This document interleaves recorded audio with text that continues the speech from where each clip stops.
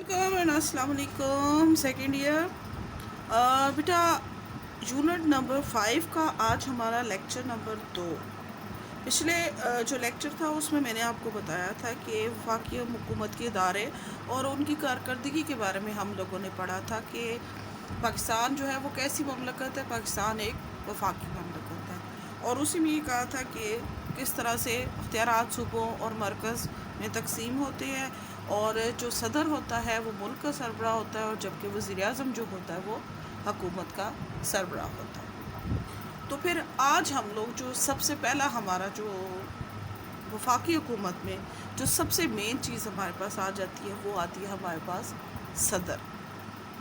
तो आज का बेटा हमारा जो लेक्चर है वो है सदर के बारे में कि आज हम पढ़ेंगे कि वफाक में सदर की क्या हैसियत होती है और उसके अख्तियारात क्या क्या होते हैं। तो सबसे पहले हम लोग इसमें पढ़ते हैं कि पहली चीज़ क्या है कि सदर के औसाफ क्या होने चाहिए, यानी कि उसमें क्या चीज़ें होनी चाहिए।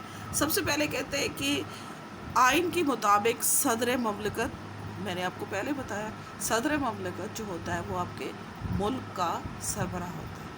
तो जो होता है वो उसको मुल्क का सरबराह है और वही जमहूरियत की बतौर वहदत नुमाइंदगी करेगा, यानी जो पूरा मुल्क है उसकी नुमाइंदगी जो है वो कौन करेगा, सिर्फ़ और सिर्फ सदर करेगा, क्योंकि सदर जो है वो हेड ऑफ़ स्टेट है, यानी वो मुल्क का सरबराह है। जबकि वज़ीर-ए-आज़म जो होता है वो गवर्नमेंट की करता है कि वो गवर्नमेंट का सरबराह होता है, ठीक है, हुकूमत का होता है। जबकि सदर जो होता है मुल्क का सरबराह होता है, तो बतौर वहदत जो है वो पूरी जमहूरियत की नुमाइंदगी कौन करेगा, सिर्फ़ और सिर्फ सदर करेगा। अच्छा जी, अब कहते हैं कि ये तो पहले हमने पढ़ा कि सदर जो होता है हेड ऑफ़ स्टेट होता है। अब सदर की हैसियत के बारे में सबसे पहले पढ़ते हैं कि उसमें किन औसाफ का होना ज़रूरी है, कि कौन कौन सी चीज़ है वो सदारती उम्मीदवार के लिए होना बहुत ज़्यादा ज़रूरी चीज़ है, कि वो सदारत के लिए जो उम्मीदवार खड़ा हो रहा है उसमें ये वाली चीज़ें मौजूद होनी ज़रूरी हैं। कौन कौन सी? सबसे पहले कहता है मुसलमान हो, एक हो गया। दूसरे नंबर पे कहते हैं उसकी उम्र 45 साल से कम ना हो, ठीक है, 45 साल से कम उसकी उम्र नहीं होनी चाहिए। और तीसरे नंबर पे कौमी असम्बली का रुकन मुंतखब होने की अहलियत रखता हो। अब यहाँ पे मेन चीज़ क्या है, देखिए उससे बता दिया कि एक पहले मुसलमान होना है, दूसरा उसकी उम्र 45 साल से कम ना हो और तीसरा कौमी असम्बली का रुकन मुंतखब होने की अहलियत रखता हो। अब यहाँ पे जो तीसरा हमारे पास ऑप्शन है कि कौमी असम्बली का रुकन, अब यहाँ पे हम सबसे पहले ये जानते हैं कि कौमी असम्बली का रुकन बनने के लिए कौन कौन सी शराइत है, तो उसके बारे में हम सबसे पहले पढ़ते हैं। सबसे पहले कहता है कौमी असम्बली का रुकन मुंतखब होने के लिए उम्र 25 साल, यानी 25 से का होना चाहिए। 25 से कम का नीचे जो बंदा होता है वो कौमी असम्बली के लिए खड़ा नहीं हो सकता, एक। तो उसी का सेकंड पॉइंट इंतखाबी फहरिस्त, यानी वो किसी भी जगह पर उसका वोटिंग में उसका नाम वोटिंग लिस्ट में लाजमी होना चाहिए, ठीक हो गया। तीसरे नंबर पे क्या कहते हैं, पाकिस्तान का शहरी, पहला पॉइंट हो गया कि उम्र 25 साल, इंतखाबी फहरिस्त में बहसियत वोटर नाम दर्ज हो, तीसरे नंबर पाकिस्तान का शहरी हो, ये कौमी असम्बली के लिए पहली शर्त। दूसरे नंबर पे तालीम कहते हैं कम अज़ कम BA BSc होनी चाहिए।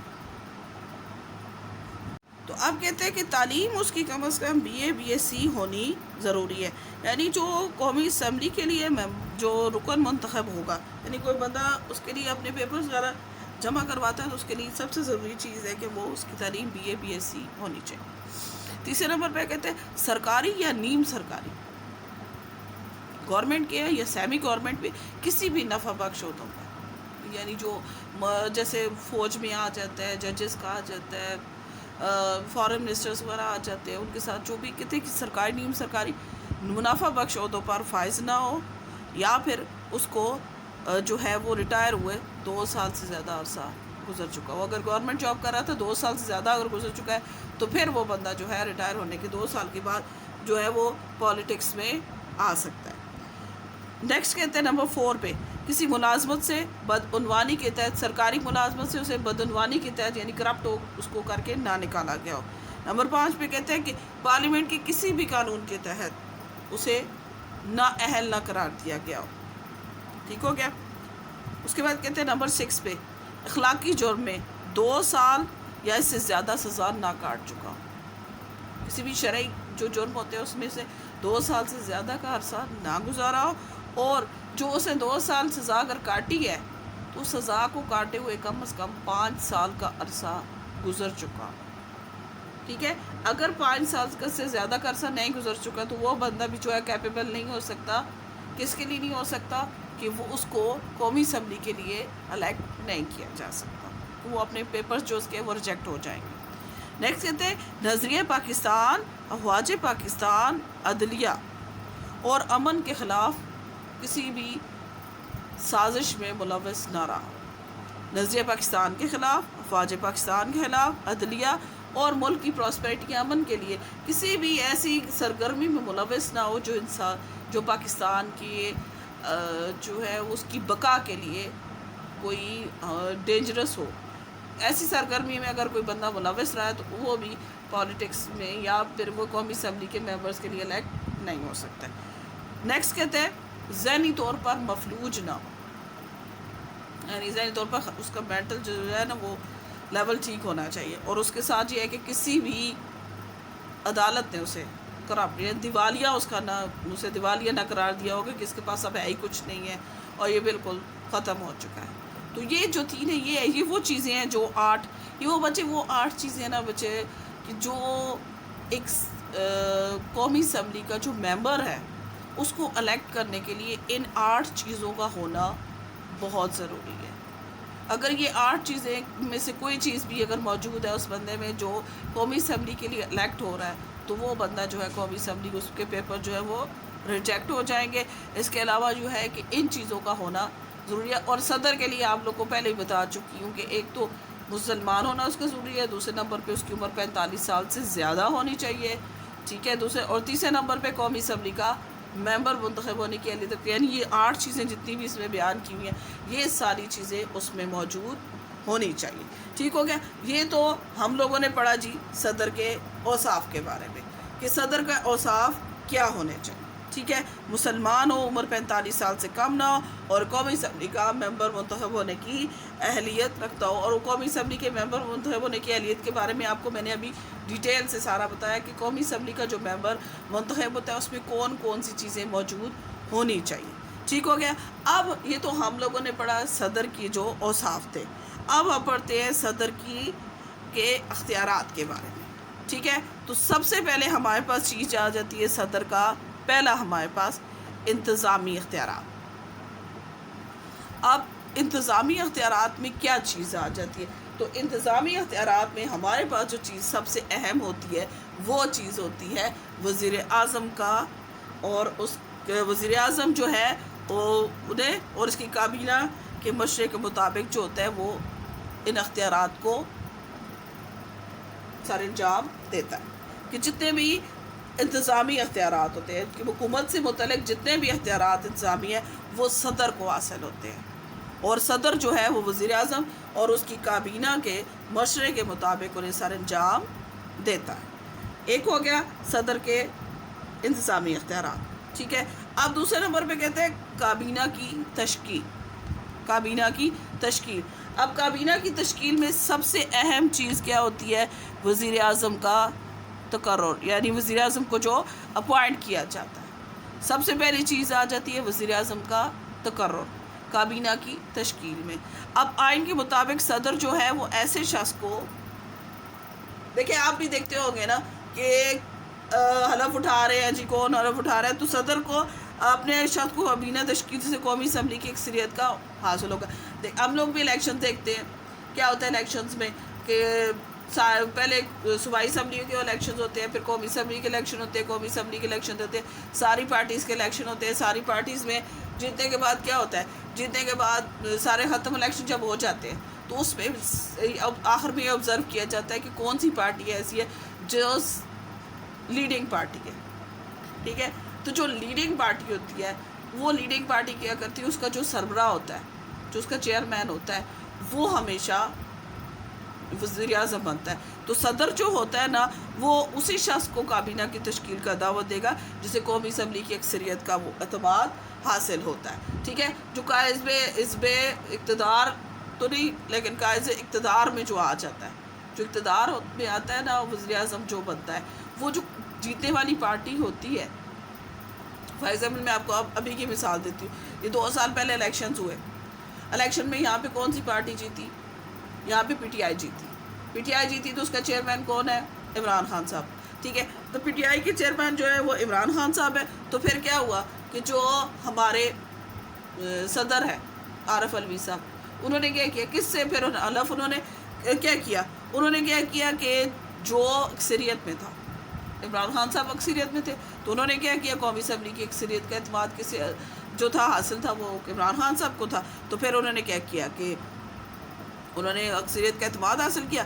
پھر انہوں نے اس کے متعلق یہ تھا کہ حلف اٹھایا، اور صدر اور وزیر اعظم، اور اس اٹھانے کے بعد انہیں وزیر اعظم الیکٹ ہوا. پھر دونوں کے تعاون سے تو پھر یہ ہوتا ہے کہ انہوں نے اکثریت کا اعتماد جسے حاصل ہوتا ہے، صدر جو ہوتا ہے وہ اسی کو وزیر اعظم اپوائنٹ کرتا ہے.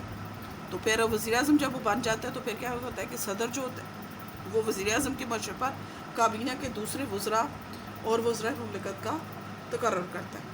یہ صدر کے پاس جو ہے بہت بڑا اختیار ہوتا ہے کہ وہ کابینہ کی تشکیل کرتا ہے. یہ سب سے پہلے یہ تو ہے نا کہ وہ کابینہ کی تشکیل میں سب سے مین چیز ہمارے پاس آتی ہے، وزیر اعظم کا تقرر کرتا ہے.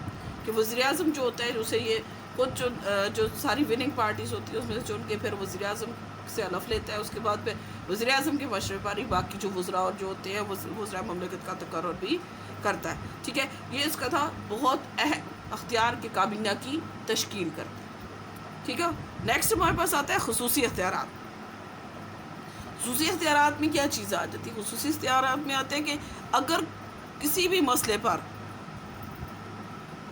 کوئی بھی قانون بنانا ہے، فار ایگزامپل، ٹھیک ہے، یہ خصوصی اختیارات میں آتا ہے کہ کوئی بھی اگر قانون بنانا ہے یا کوئی مسئلہ ہے تو اس کو کیا کرتا ہے. اگر دیکھیں ہمیشہ اس طرح سے ہوتا ہے کہ پہلے بات جو اٹھائی جاتی ہے، جو بل بھی بنایا جاتا ہے وہ قومی اسمبلی میں بنایا جاتا ہے، وہاں سے وہ بننا شروع ہوتا ہے. اس کے بعد اس کو بننے کے بعد وہ بھیج دیا جاتا ہے، اس کو جب اپروو ہو جاتا ہے قومی اسمبلی سے تو پھر اسے بھیج دیا جاتا ہے سینٹ میں. ٹھیک ہو گیا.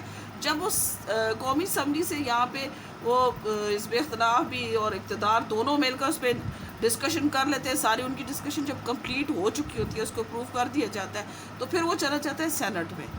سینٹ میں جانے کے بعد پھر وہ کیا کرتی ہیں کہ اس کو پھر وہ لوگ اس پہ ڈسکشن کرتے ہیں، یعنی اس میں چیک اینڈ بیلنس ہوتا ہے کہ کیا یہ چیز کس طریقے سے غلط ہو سکتی ہے. اس کو اسلامی نظر سے بھی دیکھا جاتا ہے، باقی اس کے نقطۂ نظر سے بھی دیکھا جاتا ہے. اس کو ہر چیز سے چیک کیا جاتا ہے. چیک کرنے کے بعد جب وہ سینٹ بھی اسے اپروو کر دیتا ہے تو پھر یہ والا جو بل ہوتا ہے یہ چلا جاتا ہے صدر کے پاس کہ آپ اس کو چیک کر کے جو فائنل اپروول دینا ہے وہ صدر دے گا کہ آپ اس کو چیک کریں، اور چیک کرنے کے بعد آپ جو ہے ہمیں اس کو اپروو کر دیں. جب صدر کو اس پہ سائن ہو کے اسٹیمپ اس کی لگ جاتی ہے تو اس کا مطلب ہے کہ اگر آپ نے وہ بل ہے تو وہ قانون بن سکتا ہے، وہ چیز جو بھی بنانا چاہے وہ کمپلیٹ ہو جاتی ہے. تو صدر کے پاس یہ خصوصی اختیار ہوتا ہے کہ یہ اس کا خصوصی اختیار ہے کہ اگر اسے پارلیمنٹ نے ڈسکس کیا ہوا ہے، ٹھیک ہے، بہت قومی اسمبلی اور اس نے سینٹ دونوں نے اس کو بھیج دیا ہے اپروو ہونے کے بعد، لیکن صدر کے پاس یہ حق ہے کہ وہ دوبارہ اس پہ سائن کیے بغیر دوبارہ اس بل کو واپس بھیج دے گا قومی اسمبلی میں کہ اس کے اوپر دوبارہ غور کیا جائے. یعنی اس کے پاس پاور ہوتی ہے کہ وہ دوبارہ بھیج سکتا ہے، اس کے اوپر دوبارہ سے اس کے اوپر ڈسکشن کی جائے کہ اس میں کچھ ایمبیگوٹیز ہیں، یعنی کچھ اس میں ابہام ہے، کچھ ایسی چیزیں موجود ہیں کہ جن کو ابھی دوبارہ سے اس کا چیک کرنا ضروری ہوتا ہے.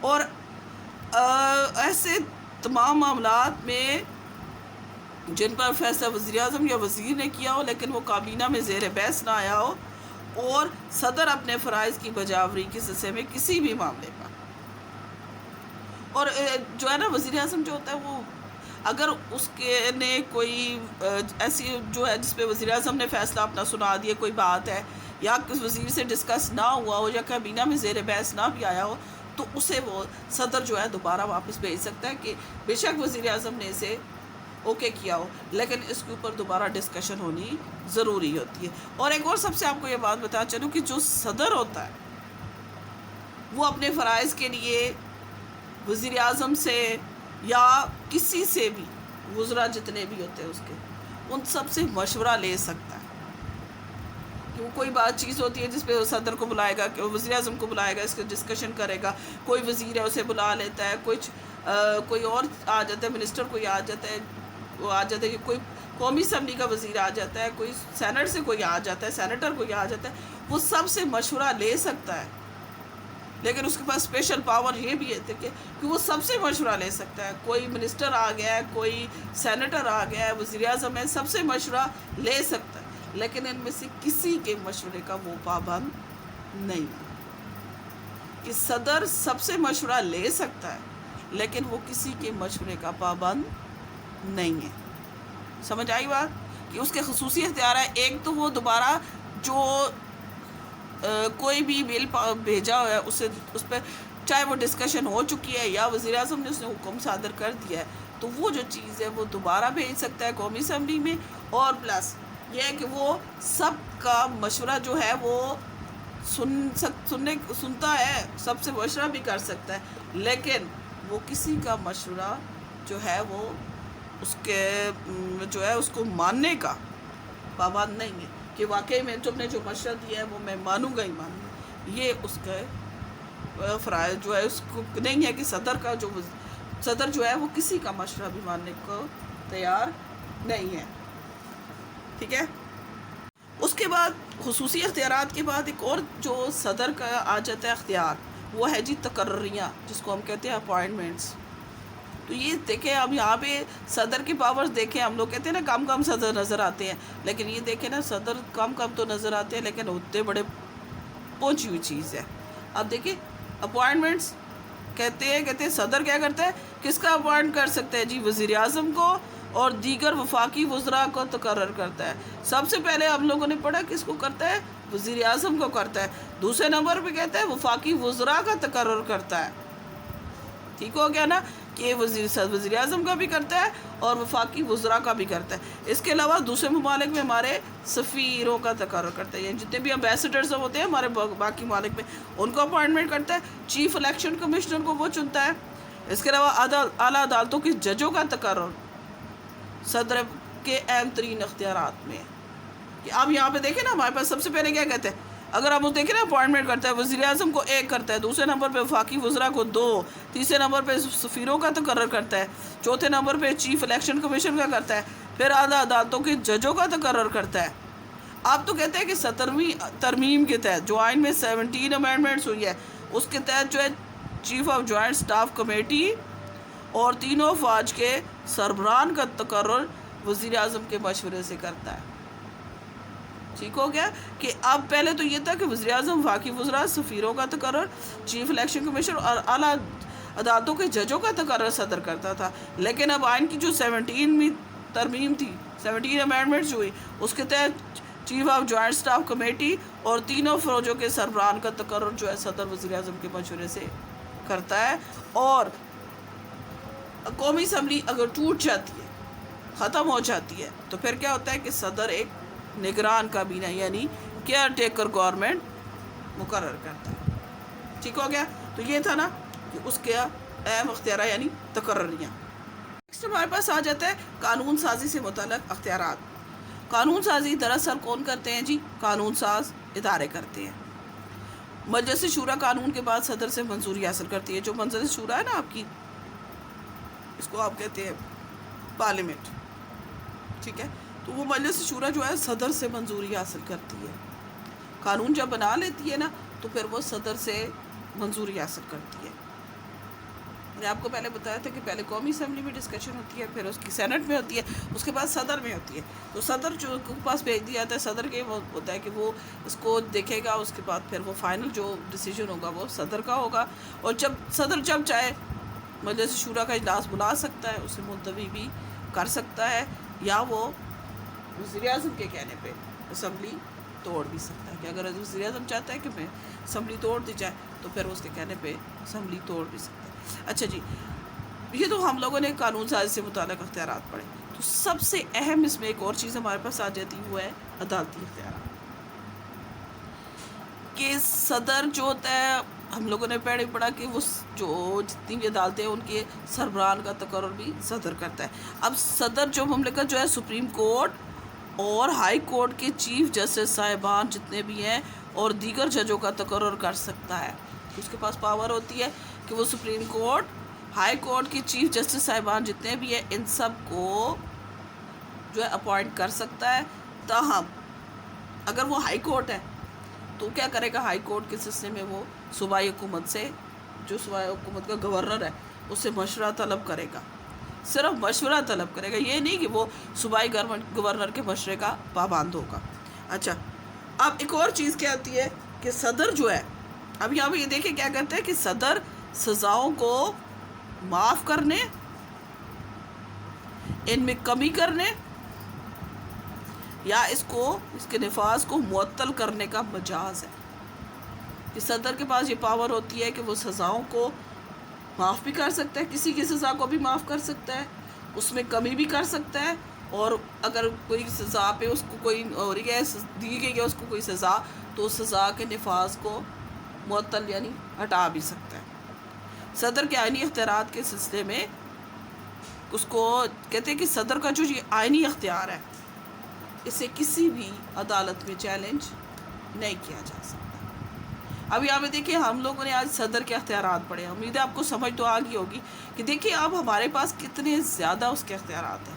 ہم کہتے ہیں نا کہ صدر ہوتے ہیں، چلو جی نظر ہی نہیں آتے، یہ ہے وہ ہے سب کچھ ٹھیک ہے، لیکن اب خود دیکھیں، دیکھنے کی اب دیکھنے کے ہم لوگوں نے پڑھا، کیا پڑھا؟